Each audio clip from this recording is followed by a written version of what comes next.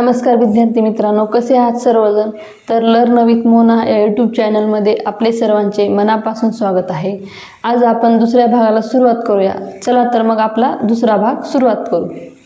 तर बघा, या भागामध्ये आपण 5 अंकापर्यंतच्या संख्यांचे वाचन व लेखन पाहणार आहोत। म्हणजे ज्या 5 अंकी संख्या असतात त्या संख्यांमध्ये स्वल्पविराम घालून त्या संख्येचे वाचन व लेखन कसे केले जाते हे पाहूया।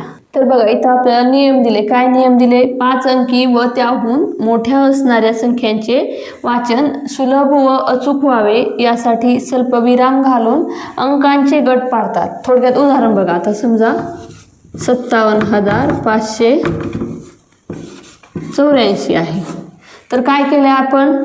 उजवीकडून 3 अंक सोडून स्वल्पविराम दिले, म्हणजे आपल्याला वाचताना सोपं जाईल। कसं वाचता येईल? 57,584। तर बघा, दुसरा नियम काय आहे बघू। दुसरा नियम काय आहे बघा। स्वल्पविराम देताना प्रथम उजवीकडून डावीकडे पहिले 3 अंक म्हणजे शतक स्थानापर्यंतचे अंक सोडून स्वल्पविराम देतात। उदाहरण दिले, काय दिले? 11,512 आणि दुसरे उदाहरण दिले 25,628। म्हणजे आपल्याला काय सांगितले? आपल्याला ज्यावेळेस स्वल्पविराम द्यायचे त्यावेळेस उजवीकडून डावीकडे 3 अंक सोडायचे। आपण पाहिले, ही असणार आहे डावी बाजू आणि ही असणार आहे उजवी बाजू। समजा हे गणित आहे 25,628। काय आहे गणित आपलं? 25,628। आपल्याला उदाहरण दिले, तर काय करायचं? ही जी उजवी बाजू आहे या उजव्या बाजूकडून डाव्या बाजूकडे 3 अंक सोडायचे, म्हणजे एकक, दशक, शतक स्वल्पविराम द्यायचा आणि 2 अंकी संख्या म्हणजे जी काही संख्या आहे ती संख्या लिहायची। तर बघा, शतक स्थानापर्यंतचे अंक सोडायचे, म्हणजे एकक, दशक, शतक ही इथपर्यंतचे उजवीकडूनचे 3 अंक सोडायचे आणि स्वल्पविराम द्यायचा, म्हणजे आपल्याला अंकाचे वाचन व लेखन करायला सोपं जाईल।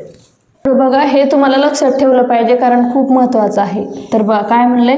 10 एकक बरोबर 1 दशक, म्हणजे 1 दशक पासून काय होतंय? 10 एकक बनतात। पुढे बघा, 10 दशक बरोबर 1 शतक, म्हणजे 1 शतकचाच काय असणार आहे? 10 दशक। पुढचं बघा, 10 शतक बरोबर 1000 किंवा सहस्त्र। सहस्त्रलाच काय म्हटलं जातं? 1000। तर बघा, 1000 किंवा सहस्त्र पासून काय बनतं? 10 शतक। पुढे बघा, 10,000 बरोबर 1 दशहजार, म्हणजे 1 दशहजार पासून 10,000 बनतात। हे तुम्हाला खूप महत्त्वाचं आहे, त्यामुळे लक्षात ठेवायचं आहे। पुढे बघा, आता जसं आपण पाहिलं तेच आहे। 1 दशक बरोबर 10 एकक, म्हणजेच 10 एकक पासून काय तयार होणार आहे? 1 दशक। पुढचं बघा, 1 शतक बरोबर 10 दशक, म्हणजे 10 दशकापासून काय होतं? 1 शतक तयार होतं आणि 100 एकक पासून 10 दशक तयार होतात। पुढचं बघा, 1000 बरोबर 10 शतक, म्हणजे 10 शतकापासून 1000 तयार होतो आणि 100 दशकापासून 10 शतक तयार होतात आणि 1000 एकक पासून 100 दशक तयार होतात। पुढे बघा, 1 दशहजार, म्हणजेच 1 10,000पासून 10,000 बनतात आणि त्यापासून 100 शतक बरोबर 1000 दशक बनतात आणि त्यापासून 10,000 एकक बनतात। चला तर पुढे बघा, काय दिलंय? पाव संख्या, अर्धा, पाऊ, म्हणजेच पाव झाल्यानंतर काय असणार आहे? पाव शतक किती येते? 25। पुढं पाव हजारला किती येणार आहे? 250 आणि पाव 10ला 2500। तसंच बघा, अर्धाचं बघा, अर्धा म्हणजेच आपण त्याला काय म्हणतो? साडे। तर बघा, अर्धशतक म्हणजे किती असणार आहे? 50। अर्धा हजार म्हणजे किती असणार आहे? 500। अर्धा 10 म्हणजे किती असणार आहे? 5000। तसंच बघा, पुढं पाऊण, पाऊणला काय म्हणतो आपण? पावणे। तर बघा, पाऊण शतक म्हणजे किती असणार आहे? 75। पाऊण हजार बरोबर 750। पाऊण 10 बरोबर 7500। चला तर मग आपण यावर आधारित उदाहरणांचा सराव करूया। तर बघा, पहिला प्रश्न काय दिले? 60,606 ही संख्या अक्षरात कशी लिहाल? तर बघा, ऑप्शनमध्ये कोणत्या ऑप्शनमध्ये आहे?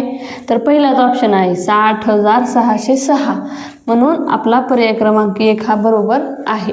पुढचा प्रश्न बघा, काय दिले? एका संख्येच्या दशहजार स्थानी व एकक स्थानी 9 हा अंक आहे। उर्वरित सर्व स्थानांवर 0 हा एक अंक असल्यास ती संख्या अक्षरात कशी लिहाल? तर बघा, काय सांगितले? दशहजार स्थानी। तर बघा, एकक, दशक, शतक, हजार आणि हे झालं 10,000। तर आपल्याला काय सांगितले 10,000 स्थानी किती आहे 9 आणि एकक स्थानी पण किती आहे 9. बाकीच्या उर्वरित स्थानांवर काय आहे 0. तर बघा हे 0 इथं 0 आणि इथं 0. तर आपण काय करतो एकक दशक शतक म्हणजे उजवीकडून डावीकडे 3 अंक सोडून स्वल्पविराम देतो. तर बघा काय असणार आहे इथं स्वल्पविराम येणार आहे म्हणजे त्याचं वाचन कसं असणार आहे 90,009. हे झाले 90 आणि इकडे किती आहे फक्त 9. तर बघा पर्यायामध्ये आहे का तर पर्याय क्रमांक 3 मध्ये आहे 90,009 म्हणून 3 क्रमांकाचा पर्याय आपला बरोबर आहे. पुढचा प्रश्न काय दिले वाचा 88,888 ही संख्या अक्षरात कशी लिहाल. तर बघा काय सांगितले आपल्याला 88,000 म्हणले 88 म्हणजे किती असणार आहे डबल 8. तर आपल्याला स्वल्पविराम द्यावाच लागेल. तर बघा पहिला क्रमांक 88 आहे दुसऱ्या ह्याच्यामध्ये तर हा पर्याय नसणार आहे कारण इथं काय असणार आहे 8,000 होते. हा इथं पण आहे 88 आणि इथं पण 88 पण आपल्याला काय सांगितलंय पुढं 888. तर बघा इथं 888 आहे इथं आहे का इथं 880 आहे त्यामुळे हा पर्याय नाही. इथं काय आहे 800 आहे त्यामुळे हा पण पर्याय नाही. तर 1 क्रमांकाचा पर्याय हे आपला बरोबर आहे म्हणजे बघा 88,888 त्यामुळे 1 क्रमांकाचा पर्याय हा आपला बरोबर आहे. पुढचा प्रश्न बघा काय दिले 19,219 या संख्येची लगतची पुढची संख्या अक्षरात कशी लिहाल. प्रश्न नीट वाचायचा गोंधळून जायचं नाही. काय म्हणले 19,219 या संख्येच्या लगतची पुढची बाजू म्हणजे काय असणार आहे काय दिले 19,219 ही संख्या आपल्याला दिले पण लगतची पुढची संख्या म्हणजे चिटकून असलेली पुढची संख्या तर किती येणार आहे 19,220. 219 झाल्यावर किती येणार आहे 220. तर बघा पर्यायामध्ये आहे का 19,220 तर पर्याय क्रमांक 4 मध्ये आहे 19,220 त्यामुळे पर्याय क्रमांक 4 हा आपला बरोबर आहे. पुढचा प्रश्न बघा काय दिले पुढीलपैकी कोणत्या जोडीतील संख्येचे वाचन चुकीचे आहे म्हणजे कुठली जोडी चुकीची आहे ते ओळखायचे. पहिलं बघा काय दिले 13,508 13,508 हा पर्याय बरोबर आहे. पुढचा बघा 30,911 इथं काय दिले 3,911 इथं 30 दिले त्यामुळे इथं पण काय असायला पाहिजे होतं 30 तर इथं काय दिले 3 त्यामुळे हा पर्याय चुकीचा आहे आणि म्हणून 2 क्रमांकाचा पर्याय आपला बरोबर असणार आहे. आज आपण इथेच थांबूया. असेच नवनवीन व्हिडिओ पाहण्यासाठी आपल्या लर्न विथ मोना या यूट्यूब चॅनलला लाईक शेअर आणि सबस्क्राईब करायला विसरू नका. धन्यवाद.